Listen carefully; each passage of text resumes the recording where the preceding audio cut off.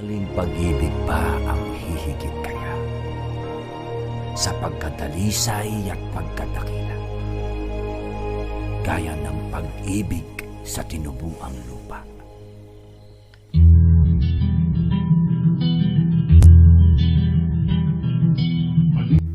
There have been numerous quasi-religious uprisings in and around the Philippines during the 333 years of Spanish colonial rule. Philippine Revolts prior to 1896 revolved mainly around socio-economic issues rather than independence as separate polities. The natives also rebelled over abusive friars and civil guards, unjust taxation, forced labor, and to top it all, forcible acquisition of their lands. But unfortunately, most of these revolts failed. Why do you think these revolts failed?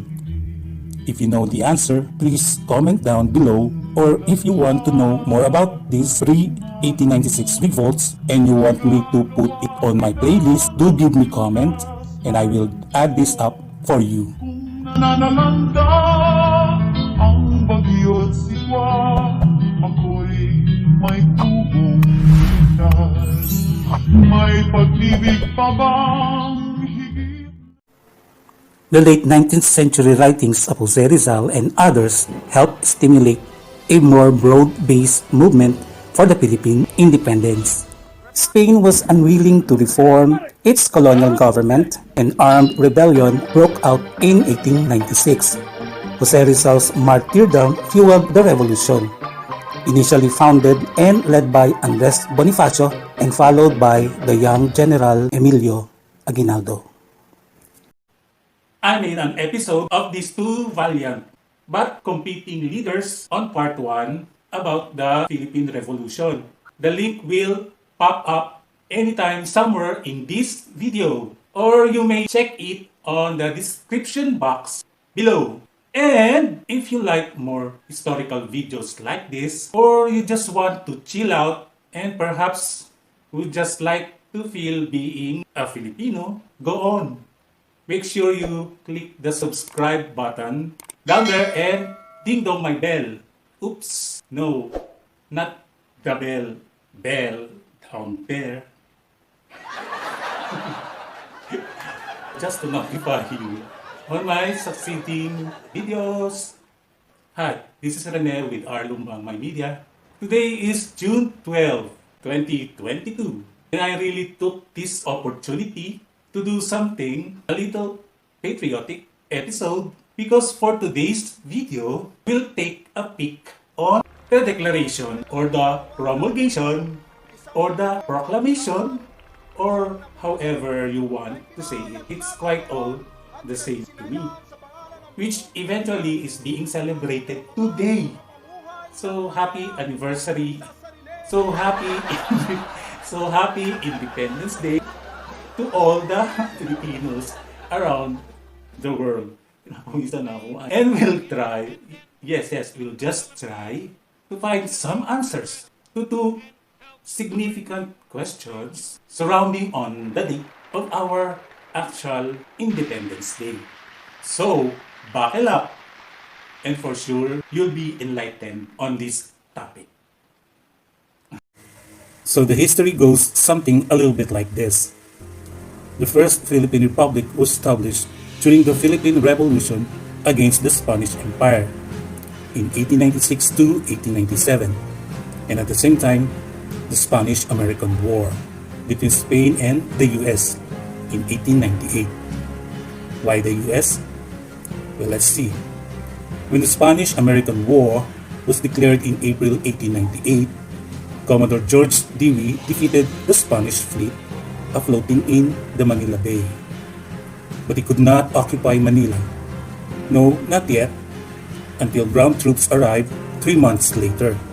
On May 19, Aguinaldo returned back from the exile in Hong Kong and officially allied with the US and resumed attacks against the Spaniards.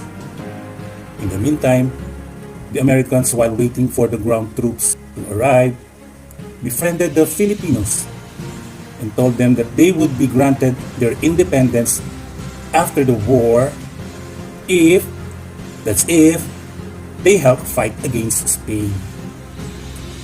But wait, we had been fighting with Spain for some time now. Well, concurrently, unknown to the Filipinos, the Spanish Empire and the Americans wrapped each other's throat outside the Philippines. So it's only natural that the Americans involved himself in the conflict taking place in the Philippines, providing support to the revolutionaries. On the other hand, the Filipinos accepted the offer of support from the Americans. They thought their struggle for independence will be similar to American Revolution as they struggle for freedom from the British colonizers. They believed that the Americans could understand and let them be a sovereign nation. And so they thought. Following the fake American victory at the mock Battle of Manila, Emilio Aguinaldo issued the Declaration of the Philippine Independence Day on June 12, 1898, and established successive revolutionary Philippine governments on June 18 and 23 of that year, with of course Emilio Aguinaldo as its president. It maintained governance until April 1 of 1901. The end, na although this signified the end date of the revolution, neither Spain nor Uncle Sam recognized Philippine independence. So why did Emilio Aguinaldo declare the Philippine Independence Day? Well, as I read things about this event, and I have to emphasize this, that during the last phase of Philippine Revolution, Philippine revolutionaries under Aguinaldo seized control of most of the Philippines' main island of Luzon. The Filipinos were already winning the war. They already liberated all towns, cities, and provinces in the country except Manila. During those times, when you say Manila, it is the walled city of Intramuros, considered to be the center of Spanish government. So all of the remaining troops were all confined at the city. And it could have been a total victory for the Filipinos if the Pact of Biak na Bato went well and Spain did not break the deal they earlier promised to Aguinaldo. But fate has not been good to the Filipinos because soon after the almost victorious win against Spain, just 2 days before the U.S. Senate ratified the treaty on February 4, 1899, fighting broke out between American forces and the Filipinos. That would be the start of American colonialization of the Philippines and would last until the U.S. recognition of the Philippine Independence 48 years later in 1946. So who or what do we really get free from? Spain? The United States? Well, we have to establish again from where it all started. The Philippine Revolution began in August 1896. When the Spanish authorities discovered the Katipunan, an anti-colonial secret organization. The Katipunan, led by self-educated warehouse clerk Andres Bonifacio, began to influence much of the Philippines and declaring Spain as a weakened empire. And so, the cry of Balintawak on August 24, 1896. Sa atin ang bayan ito. Punitin ang mga sedula nyo! Mabuhay ang Katipunan! Mabuhay! Mabuhay ang Revolusyon! Mabuhay! Mabuhay ang Supremo! But why we are not celebrating August 24 then as our Independence Day? Wasn't that a declaration of independence? Okay, we'll take it in another perspective. This time, a more prominent one. The day the Philippines gained independence is the pinnacle of patriotism, according to some books. That would be June 12, holds the symbolic sense of truly independent Filipino nation. Clear? But wait, you should never forget that more than half a century ago, Filipinos also commemorated the declaration of the Philippine Independence every July 4, which is the same day as the American Independence Day. However, it was only in 1962 that June 12 was declared as the country's Day of Freedom through a presidential proclamation. issued by President Diosdado Macapagal. And this change of date was further cemented through Republic Act No. 4166 in 1964.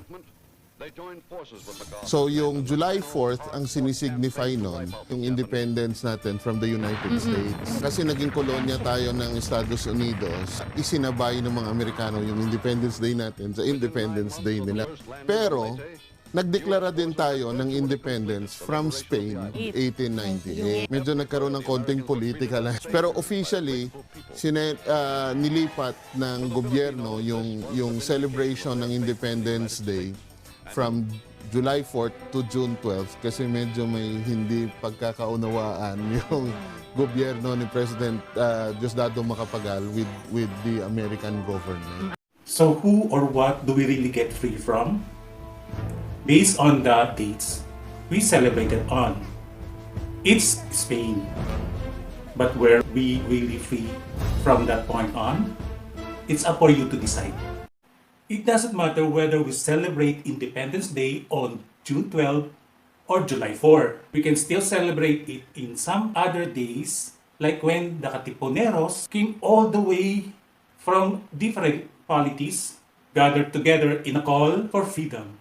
That started the Philippine Independence. For me, our independence has nothing to do whether we are a strong or a weak nation, a poor or a rich nation. These things are all beyond our control.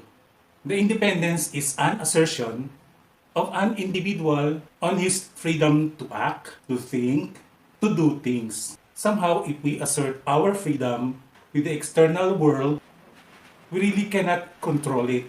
So, if you think that you are weak, you can't win the war. What do I mean? We can proudly say that we are already independent way before June 12 or July 4. And these two dates, they were just waiting to be formally pronounced. So, napil nyo ba ang pagiging tugong Pinoy ninyo? Kahit sa ilang minuto ng video ito? Well, if not, on our next video, I hope you will. Because we will discuss the continuation of our Independence Day presentation. This time, we will analyze what's inside the text of the proclamation of the Philippine Independence. What was written there and how it was promulgated. This has been your Infoman Rene with Arlong Bangmay Media, sending you peace. Happy Independence Day to all of you. Wait. We're gonna continue na pala. Just jump on the next video entitled The First Philippine Republic. What is its significance to our history? Oo, nasa playlist ko na siya. Punta ka na!